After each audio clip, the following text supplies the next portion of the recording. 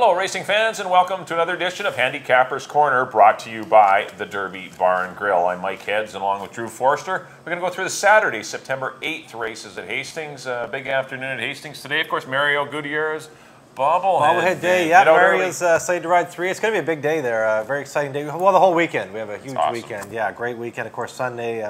Derby Day. 6 stakes that day, futurities. 600 grand in purses being given away that day. Awesome day.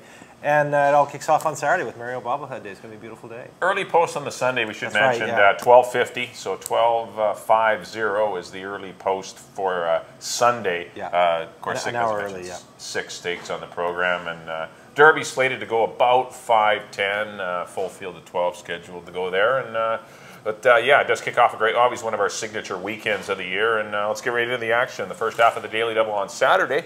We got a field of 6, starting to thin out some of these maiden ranks, $5,000 fillies and mares, going 6.5 furlongs. First half of your early double, your early pick 4 as well. I'm going to go to the 6-horse Golden Years.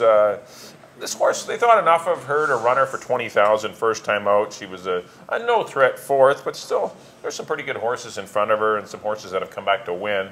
Her next 2 starts after that were for 20 and then for 10. And the last race, she was wide throughout. She's been freshened up, decent works, easier company. That's enough for me. This race come up quite light for ability, and I just think she can maybe be the boss in here. I put the 5 Perky and Sweats in for second off of her last run, and the 2 Summer Soul, a debuter, a daughter of Perfect Soul, some newcomer that might be able to win at first asking because it isn't a tough race. But I went 6, 5, and 2. I do like Golden Years in here. I have the same horses. I agree. Golden Years on top. The horses she's running against, Talus Ridge, Clear Speed, obviously a lot different class.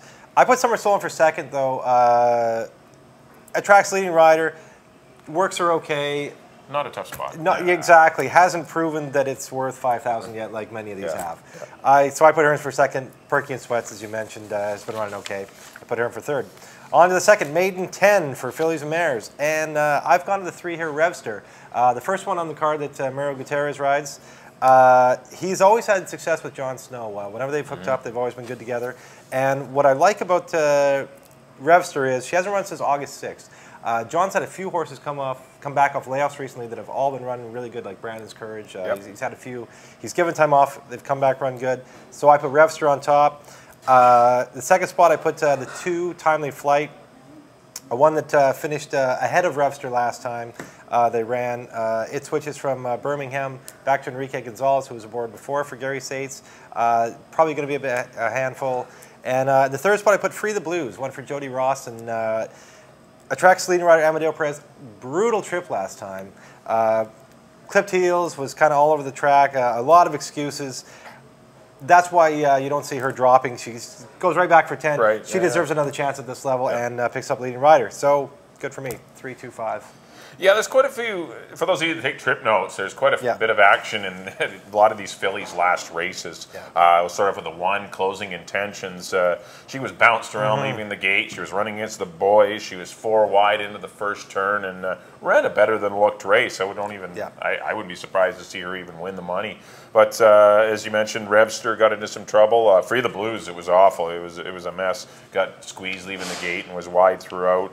And so there's been some horses that have had some excuses. The one horse that I do think is the best horse in the race and that is likely going to get the best trip, that's the 2-horse Timely Flight. I don't see a pile of speed in here. She tried to chase the eventual winner, Remembering When, last time, and that one actually came back to run a good second last week, Remembering When. So at least it proved that this maiden race had some strength to it. Legitimacy. And Timely Flight's down 1 peg in class, and that was a good second. She was 3 wide on the first turn as well, so I'm willing to follow her back. I think she gets the lead in here. I think she's going to be pretty dangerous. Good, little concerned with the lack of activity in the morning. She's only been off for 5 weeks almost, and just a 1.38 3 weeks ago. It's kind of an odd work pattern, but still, the filly can run. The outfit does, Gary does a great job, and a lot of his horses are right there or thereabouts. Yeah, they're so well manned. I like Timely Flight. I put the 3 Revster for all the reasons you said. Tough trip last time, but good comeback works. Gets Mario Gutierrez, that's never a negative. And I put the 6-horse Orchid's Pepper, who's had his share of, or her share of unlucky adventures so far. Yeah. I put her in for third with Richard Hamill. Big rider change there that could move this filly up quite a bit. Yeah. So I went 2, 3, and 6. On to the third race. Got some $3,000 non-winners of 3 claimers, fillies and mares, going 6.5 furlongs. I went to the 3 wave, pretty easy score at the non-2 level. It looks like there's going to be enough speed in here with Victoria B on the inside, Snowbird Pass in the 2-hole. Those two should likely hook up. Wave gets to sit there and watch it all unfold and probably run them down at the end of the lane. So I like Wave to win it. I think Victoria B, the 1 horse, is likely the best horse in the race, but I'm just worried about the 2-horse Snowbird Pass ruining her chances by really taking it out of her. Yeah, by really hooking up on the front end. So I've got Victoria B in for second, but she's the best horse. Don't get me wrong. The 1 is the best horse in this race, and if she can avoid a pace duel with Snowbird Pass, then I really do like her chances even better than Wave. But I just think that there's going to be a pace duel. And I put the 4-horse What's Up Betty. Give her another shot. She had laid up a bit prior to her first run at Hastings. Even effort, but still second run off the layoff for Alan May, Hall of Famer. I don't mind giving this filly another chance. So I went 3, 1, and 4. I'm right with you. Waif, as you mentioned, I think is the class of the race. She's been running really good. Big effort last time, the non-2. I put Waif on top. As you mentioned, Victoria B, maybe the best horse in the race. Great work pattern. Frank Barabee, Amadeo Perez sticks with. And same thing, yeah. Third spot, Alan May's horse. What's Up Betty? One thing I'm going to mention just quickly is when you're handicapping these races, don't be scared. You see like Fernando Perez rode What's Up Betty last time. Enrique Gonzalez is on this time. Fernando Perez has a day this Saturday, as does Pedro Alvarado. Yeah, so don't let that scare you off. Yeah, that's right. Good point. Yeah, both Fernando Perez and Pedro Alvarado. Notice that Pedro was on Snowbird Pass in the second race. Yeah, both riders are currently serving a 1-day suspension. Yeah, so don't let it scare you that they're not on the horse. That's the reason why.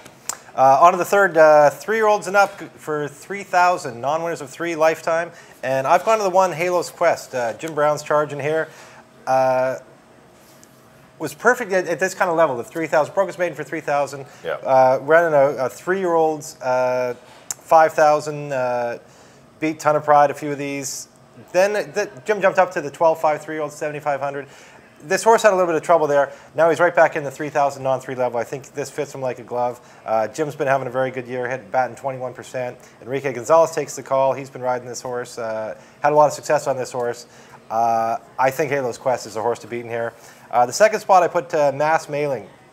Not like I having a good year as Robbie Anderson. Mass Mailing, nice effort last out. Good closing move to pass Brave Star, JJ's, Gypsy, a few of those horses. Logical step into the non-3 3,000 level. Definitely he fits in here. And in the third spot I put Brandon's Courage. And as I mentioned before, this is a mistake. When they took entries, this race originally looked like it was going to be run on Sunday, so Fernando Perez was named on the horse. That is going to be Amadeo Perez. Amadeo rode this horse last time, just got caught late by a couple of older horses, Mobile Supreme, only got beat by 1.25 lengths. He's live right back too. So I went 1, 6, and 3. Yeah, I have the same 3 horses, Drew. I see it the same way. I see a bit of speed in here. I like Brandon's Courage. I think he's probably the best horse in the race, but I'm really worried that he's going to get tagged with some fast fractions with the 2, Romance and Traveler, and I just worry that there's going to be no breaks for Brandon's Courage. I think the 1, Halo's Quest, will likely sit a perfect trip, and big class change for Halo's Quest. Those races were tough. That Pacal, Macho Quito, Eustonia race, that's a pretty salty race. It went down there 17-1. So I have to follow Halo's Quest in here. And I agree with your Mass Mailing for second. Pretty impressed with his run last time. I liked him last time, and he ran a big race. Was up close early, drifted back. Was a little concerned with how far he drifted back. Then he came on running again and ran a big race. So definitely like Mass Mailing. And Brandon's Courage definitely for third, but can even, if he can avoid a pace duel with the 2-horse Romance and Traveler, could certainly win the money. I think you need 3 horses in this leg. I went 1, 6, and 3 as well. On to the 5th race. Got some maiden 10 granders. 2-year-olds here going 3.5 furlongs. This little short race here, got 8 of them signed on. I've gone to the 2, Serendipity Grove. Really not a clever pick, just looks like the best on paper. The second to Pineapple in a very quick heat last time. That was for 20, down here for 10. I don't see any pineapples in here. And the best I could come up with for second was the 6-horse Stone Ridge Raider.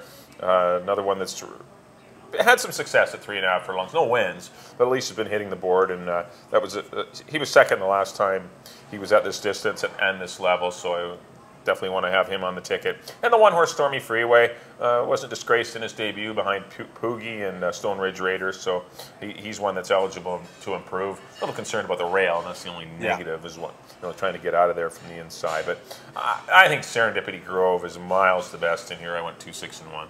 Well, then you're not going to like my picks. I went with the 5 Stormageddon because it ran once. It was in that Serendipity Grove race. It's a good race. But it was his first start, so I think with the second start, Amadeo Perez sticks with. I like that. Room to improve in the second start. Takinue does a really good job and always does well with young horses. So I'm giving the nod to Stormageddon, just taking a shot that this horse will improve the second start. In the second spot, I put the other horse, Amadeo Road, first out, Stormy Freeway. Again, only got beat a length of 3/4 in the first start. Not crazy about the post, as you mentioned, but gets Enrique Gonzalez, and I like the opportunity that can move forward at second start. And I put Serendipity Grove, as you mentioned, probably the best horse in the race. I don't like the fact she's had 4 chances he's had now, and this is his 4th 3.5 furlong race. So I'm just going to give the nod to Stormageddon and Stormy Freeway over him. 5, 1, and 2. Yeah, probably remiss for me. For me not having the 5 in the top 3. This horse probably should be on the ticket, the 5 Stormageddon. Yeah, that was just a little oversight, probably, because I do like the 2 Serendipity Grove. And this horse wasn't all that far behind that one. It has every reason in his first race, yeah. On to the 6th race, 3-year-olds and up, non-winners of the year for $3,000. Again, I've gone with Mario Gutierrez on the 8, Mr. Collaborator. Was running in the 5 non-winners of the year category. Only got beat 3/4 of a length. That was going 3.5, but to Victim of Love, horse who's won like a dozen races going 3.5. He's really salty at that level. Then they ran him last time going 6.5 for 7,500. He ran to Lookout Dubai, who was on a heater, One Zone Accord, Charter Hill. Very tough horses. He drops down into the non-winners of 3 category, non-winners of the year for 3,000. Sorry, and there is nobody like that in here. There's no Lookout Dubai as One Zone Accord. I think that leaves him alone in here as a single. I like Mr. Collaborator, the 8. The second spot, I put a horse who's usually dead at this level. He's been struggling a bit this year. Is Evaluate. He hasn't been able to break through and get the win this year. Almost every other year, he gets the 3,000 overs a year. Then he gets the 5 and is pretty salty in these kind of races. This year, all he's been able to do is be a bridesmaid, hit seconds. I'm picking him for second again for Terry Clyde and Richard Hamill, number 6, Evaluate. And the third spot, I took a bit of an interesting horse in Surprisal. He hasn't run in a year, 13, 14 months actually, but he was a pretty nice horse all his career. He's been off a year and a half, comes back, his works are okay, and he shows up for 3,000. That would scare me. What I like about him is Amadeo Perez shows up on him, the leading rider. He's probably been on him in the mornings. If there was anything worrisome about him, I don't think you'd see Amadeo on him. So I put him in for 3rd, number 7, Surprisal. Yeah, I agree with the 8-horse Mr. Collaborator. I just don't see any speed in here to go with him. He was in an open 7,500 last time. He's down in this 3,000 race, and there's not even any pace to go with Mr. Collaborator. I think he gets easy fractions, gets to get brave again, and maybe get on back on the winning track like he was last year when he won half of his starts. He was 5 for 10 on the season. I agree with the 6 Evaluate. Probably lost half a step.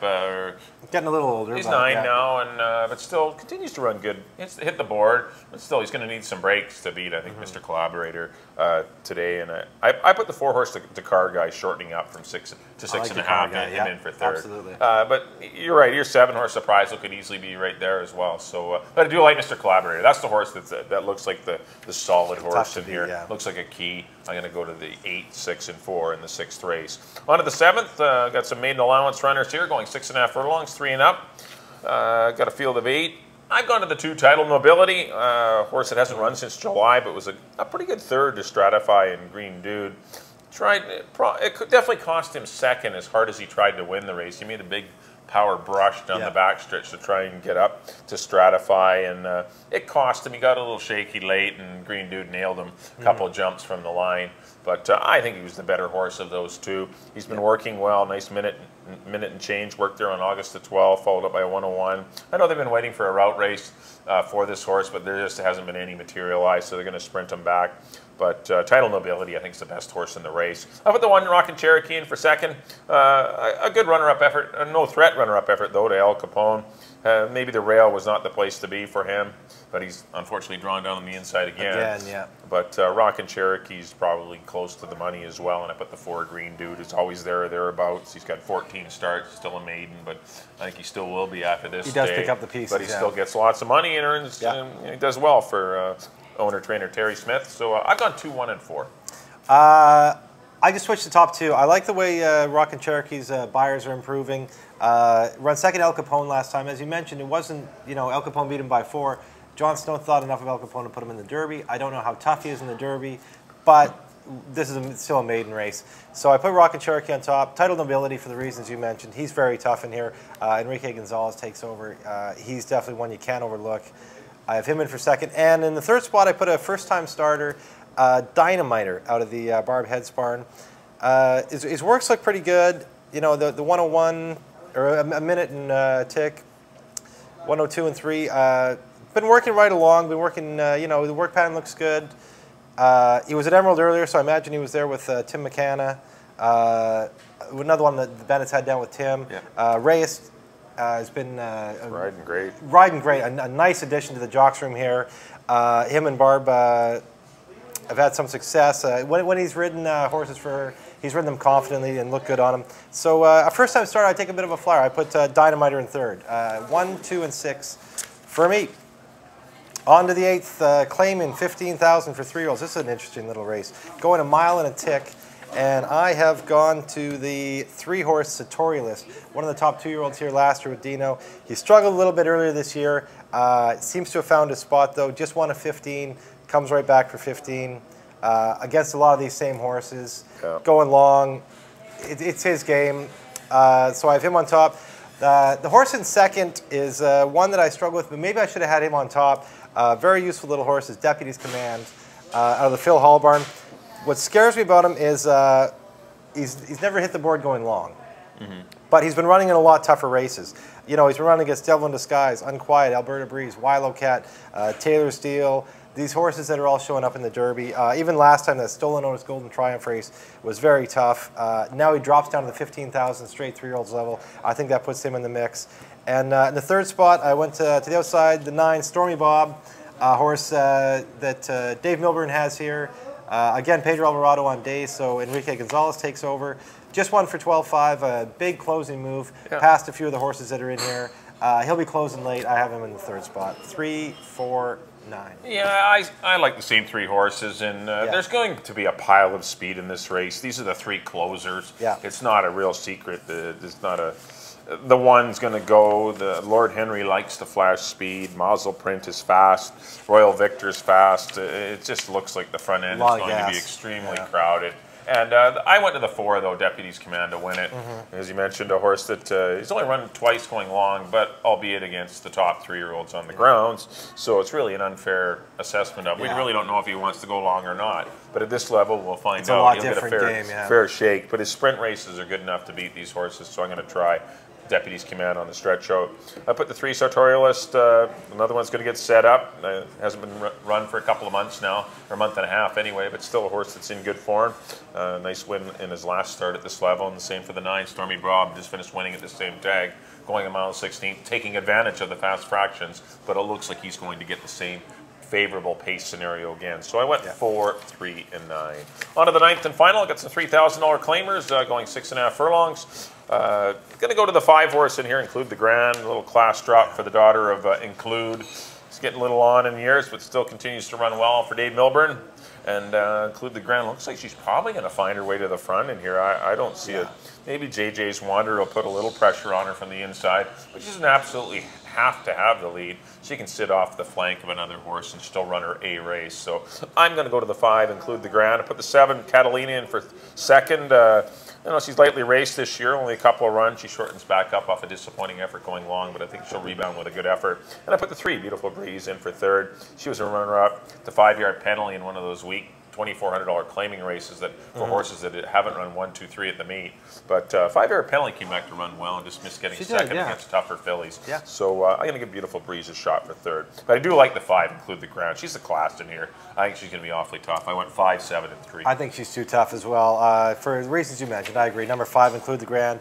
Second spot, I put JJ's Wanderer, a horse, as you said, might be able to sit just off her. Maybe they go around there in that fashion. Hamill takes over for Reyes, as Reyes does pick up the call on Include the Grand. So I put JJ's Wanderer in for second. Another one been knocking on the door all year. And the third spot, I put an interesting horse, See Eye to Eye, out of the Frank Barrowby barn. Frankie knows she likes to go long, but it's been tough to get long races for this year. That's why you see a bit of a break in her form. Last time he ran her against the boys, just trying to get a long race. He concedes, runs her short. I don't think she's needs to go along that bad. She gets leading rider Amadeo Perez, who takes over for Fernando, who's on a day. I think she's in the mix. So I went 5, 1, and 2. She's all yours. You can have her. Just for third. I think she rounds out the try. Yeah, okay. Well, that'll do it for the analysis of our Saturday, September the 8th program. Up next on the screen will be a quick recap of our selections on the Saturday program. We'll start off with my picks. Back in race number 1, I went to the 6 Golden Ears. I went 6, 5, and 2. In race number 2, I'm going to try the 2-horse Timely Flight, 2, 3, and 6. In race number 3, the 3 Waif, 3, 1, and 4. In the 4th race, number 1, Halo's Quest, I went 1, 6, and 3. In the 5th race, I went to the 2, Serendipity Grove. I went 2, 6, and 1. On to race number 6, the start of the late pick 4. I'm going to key the 8-horse Mr. Collaborator. I went 8, 6, and 4. The 7th race, went to the 2, Title Nobility. I went 2, 1, and 4. In the 8th race, I went to the 4, Deputy's Command, over the 3, Sartorialist, and the 9, Stormy Bob. Probably need all 3 of those in your pick 4s. And in the 9th and final, I went to the 5, Include the Grand. I think she's the class of the race. I went 5, 7, and 3. And on to my picks. I think me and Mike were drinking the same Kool-Aid today. We have a lot of the same horses. First race, I went to the 6 Golden Ears with over the 2 and the 5. In the second, I went to the 3 Revster over the 2 and the 5. In the third, I went to the 3 Waif over the 1 and the 4. In the fourth, number 1 Halo's Quest over the 6 and the 3. In the 5th race, I went with the 5 Stormageddon over the 1 and the 2. In the 6th race, number 8 Mr. Collaborator over the 6 and 7. In the 7th, number 1 Rockin' Cherokee over the 2 and the 6. In the 8th, I went to the Dino Condolinos Sartorius, number 3 over the 4 and the 9. And in the last, again, I agree with Mike, number 5, Include the Grand over the 1 and the 2. Well, that'll do it for this edition of Handicappers Corner. Don't forget, 150 post for the Saturday program. 9 races on tap. You can't make it out to Hastings, but you should make it out to Hastings because it's Mario Gutierrez Bobblehead Day. That's right. You got to be one of the first 1,000, and you got to buy a $3 program as well. So you buy the program and you get yourself a bobblehead if you're in the first 1,000 people. But if you can't make it out, come right here to the Derby Bar and Grill. You'll get treated great. An excellent location here and lots of television screens to watch all the simulcast action as well as all the great races from Hastings. Well, don't forget Derby Day on Sunday, September the 9th. That'll be our next show. We will be doing that. Don't forget to check that one out. 10 races on the Saturday Derby Day card. Derby Day card. I shouldn't even call it Derby Days because there's so many stakes. Futurities, the Oaks. It's like champion. It should be called Champions. Yeah, Day exactly. Futurities, category Oaks. For everybody. Yeah, there's big stakes for each of the divisions, the older horses, the 2-year-olds, and the 3-year-olds. So don't forget to come on out early post on Sunday, September the 9th for Derby Day at 12:50. On behalf of Drew, I've been Mike. Thanks for tuning in to Handicappers Corner, and we'll see you next time.